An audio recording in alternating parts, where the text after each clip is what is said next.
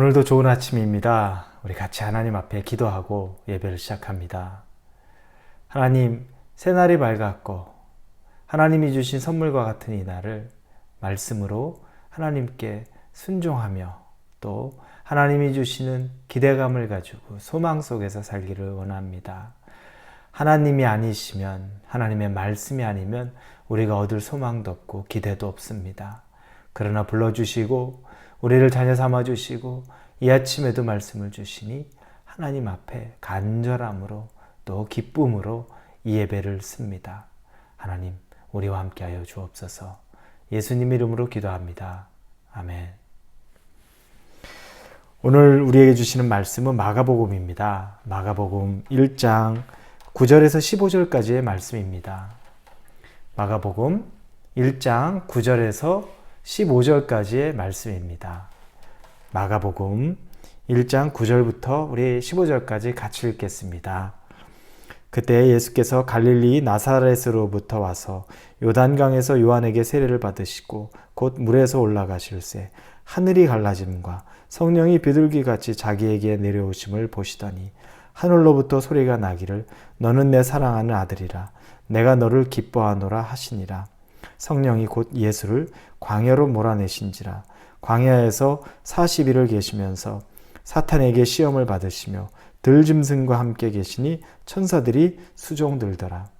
요한이 잡힌 후 예수께서 갈릴리에 오셔서 하나님의 복음을 전파하여 이르시되 때가 찼고 하나님의 나라가 가까이 왔으니 회개하고 복음을 믿으라 하시더라. 오늘 본문은 꽤 짧은 내용의 본문 안에 예수님에 대한 시간은 굉장히 빨리 많이 지나가는 모습을 봅니다. 그렇다고 해서 몇 년의 시간이 지나가는 것을 말하는 것이 아니라 이 내용 안에 중요한 사건들이 몇 차례 지나간다는 걸 말씀드리는 겁니다. 첫째, 예수님께서 이제 공생애, 즉 공식적인 생애를 시작하시는데 그때 예수님이 세례 요한으로부터 물 세례를 받는 장면이 먼저 등장합니다. 9절에 그때 예수께서 갈릴리 나사렛으로부터 와서 요단강에서 요한에게 세례를 받으시고 이 물 세례를 받습니다. 예수님이 하나님의 아들이신데 즉 하나님인데 왜 사람에게 세례 요한에게 세례를 받아야 되나? 그러나 이것은 하나의 하나님이 준비하신 예수님이 이제 공식적인 하나님의 사역을 시작하는 것의 시작을 의미하는 겁니다. 그래서 세례 요한을 통해서 이 물 세례를 받습니다. 그런데 중요한 것은 이 물 세례를 받을 때 그때 하늘로부터 성령이 예수님에게 임해 성령의 세례가 성령이 여기 보니 비둘기같이 자기에게 내려오심을 보시더니 성령의 세례가 예수님에게 임하는 장면이 나옵니다. 물 세례를 받는데 성령 세례가 임합니다. 여러분, 이 의미를 어떻게 보십니까? 예수님이 이제 공식적인 사역을 시작하실 때 물 세례를 받으심으로 통과 의례, 이제 이것을 통과해야만 사역을 시작한다. 그 의미를 넘어서서 이제 성령의 세례가 오는 것, 비둘기같이 성령이 내려오시는 것. 예수님도 사역을 시작하실 때 성령 세례를 받으셨습니다. 그렇다면 하물며 우리들은 어떻겠습니까? 우리가 예수님을 믿고 이제 주님이 맡겨주신 일들을 사명을 감당해야 된다. 사역을 해야 된다. 또 제자의 삶을 살아야 된다. 그러면 필연적인 것이 성령의 세례를 받아야 된다는 겁니다. 그런데 우리는 성령의 세례를 특별한 사람만이 받아야 하고 그리고 어떤 사람은 나는 그렇게 그런 좀 비이성적인 것들에는 저는 그렇게 예수님 믿고 싶지는 않아요. 이성적으로 누구도 납득할 수 있고 아주 깔끔하고 그리고 사람들이 볼 때 좀 멋있어 보이는 성령의 세례를 받았다.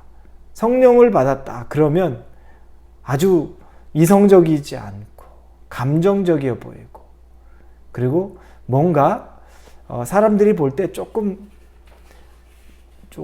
뭐라고 표현하기는 좀 그렇지만 아주 지식 있는 사람들이 받는 것 같지 않는 것 같은 생각으로 저 굳이 그것까지는 안 받아도 돼요. 이렇게 표현하는 분도 종종 있었습니다. 그런데 예수님도 성령 세례를 받으셨습니다. 즉 이제 신앙생활하는 성도가 성령 세례를 받지 못했다면 할 수 있는 것이 무엇이 있겠습니까? 이 뒷부분에 보면 더 정확히 나옵니다. 성령의 세례를 받은 이후에 성령이 곧 예수를 광야로 몰아내신지라. 이제 성령의 인도하심을 받는 겁니다. 여러분, 성령 세례가 임하지 않고서 성령의 인도하심을 받을 수가 없기 때문에 성령의 인도하심이 없으면 어떻습니까? 내가 내 생각대로, 내 계획대로 내 삶을 끌고 가려고 하는 것밖에는 없다는 겁니다. 성령이 임하시니 성령이 인도하시는 대로 광야로 나갑니다. 그리고 그곳에서 40일간 금식하시는데 그곳에서 마귀의 시험을 받습니다. 마귀의 테스트였죠. 그리고 그곳에서 마귀의 시험을 이겨냅니다. 여러분, 성령을 받아야 되는 또 하나의 이유는 뭐냐면 이 세상에 불같이 덤비는 마귀의 그런 공격, 시험들 우리 앞에 있습니다. 성령이 없이는 성령의 세례, 성령의 능력, 성령의 충만 없이 어떻게 우리가 마귀를 이기겠습니까?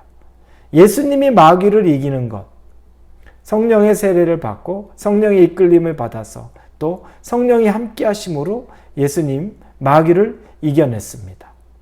우리도 이 세상 살면서는 이런 마귀의 시험, 예수님조차 시험하는 마귀가 우리 사람들에게 하는 시험은 오죽하겠습니까? 예수님에게도 겁없이 시험을 했는데, 테스트를 했는데 우리에게는 어떻겠습니까?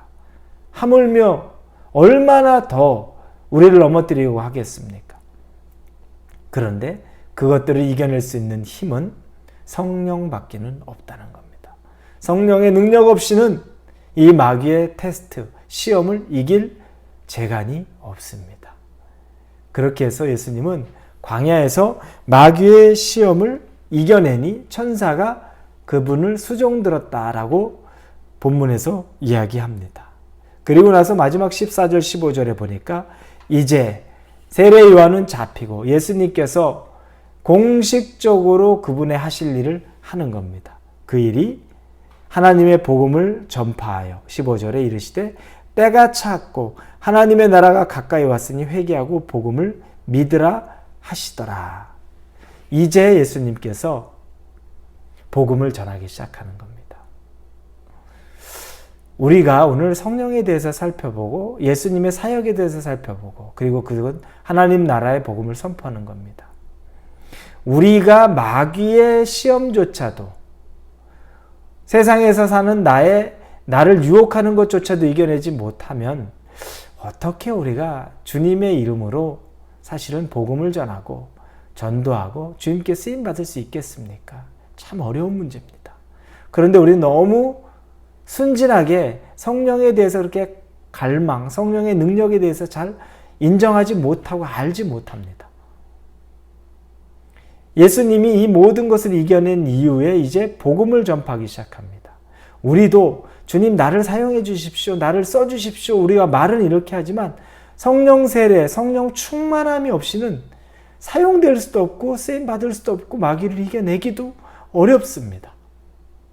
그래서 지금 우리에게 정말 필요한 것은 성령 충만함입니다. 성령의 세례를 받고 그 성령으로 충만해야만 어떠한 시험이든지 테스트든지 이겨낼 수 있고 그리고 그 과정을 넘어서서 이제 이 주변의 사람들에게 하나님의 복음, 죄를 깨닫게 하고 돌이키게 하는 일들을 감당할 수 있다는 겁니다. 사랑하는 성도 여러분, 오늘 하루를 지내시면서 성령의 세례를 사모하십시오. 성령의 충만을 사모하십시오. 성령의 세례는 단번에 한 번 우리에게 임하는 것이지만 성령의 충만은 날마다 우리가 구해야 되는 것입니다. 여러분이 성령 세례를 받으셨습니까? 그런데 성령 충만이 없습니까? 성령 충만을 간절히 구하십시오. 마귀를 이겨내야 되지 않겠습니까? 그리고 하나님이 나를 사용하실 수 있도록 내가 그 테스트의 과정을 넘어서 이제는 하나님의 일을 감당해야 되지 않겠습니까? 성령 충만 없으면 나조차도 마귀의 씨름에서 이겨내지 못하는데 어떻게 다른 사람들을 주께로 인도할 수 있겠습니까? 이 성령의 충만이 저와 여러분에 있는 오늘 하루가 되기를 주님의 이름으로 축원합니다. 기도합니다. 성령 충만 구합니다. 하나님, 예수님조차 성령의 세례를 받고 그리고 마귀의 시험을 이겨내기 위해 성령의 이끌림을 받아 광야로 갔고 그리고 성령과 함께 하심으로 그 시험을 넉넉히 이겼으며 그리고 나서 복음을 전했던 모습을 봅니다. 이 순서가 우리에게도 그대로 임하되 성령 충만이 더욱 임하게 하여 주옵소서. 예수님의 이름으로 기도합니다. 아멘.